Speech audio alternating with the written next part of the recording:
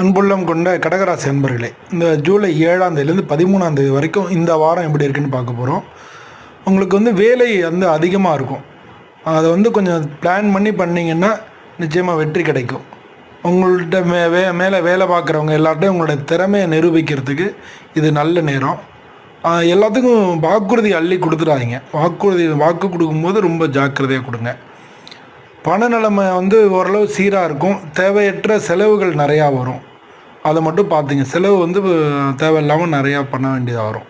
குடும்பத்தில் நல்ல ஒற்றுமையாக இருக்கும். வீட்டில் ஏதாவது விசேஷம் வர்றதுக்கான வாய்ப்புகள் இருக்குது. பழைய மன வருத்தங்கள்லாம் சரியாகும். திருமண பேச்சுக்களில் சிக்கல் ஏற்பட்டாலும் சீக்கிரமாக சரியாயிடும். இந்த வாரம் கொஞ்சம் மோசமாக தான் இருக்குது, பட் மற்றபடி சரியாயிடும். நமக்கு தலைவலி, மாதிரி சோர்வாக இருக்கிறது, மனசு கவலையாக இருக்கிறது, இதெல்லாம் இந்த வாரத்தில் இருக்கிறதுக்கு வாய்ப்புகள் அதிகமாக இருக்குது. நல்லா தூங்குங்க, சரியான நேரத்துக்கு சாப்பிடுங்க, அதுவே நல்லாயிருக்கும். திங்கட்கிழமை பொதுவாக சந்திரனை, நவகிரகத்தில் உள்ள சந்திரனுக்கு வெள்ளைப்பூலான அர்ச்சனை பண்ணி வழிபடுங்க. ஓம் சோம் சோமா யனமா அப்படின்னு சொல்கிறது, ஜெபம் பண்ணுறது நல்லது. இந்த வாரத்தில் திங்கட்கிழமை மன நிம்மதி, குடும்ப ஒற்றுமை, அதிர்ஷ்டம் எல்லாத்துக்கும் நல்ல நாளாக இருக்குது. நன்றி.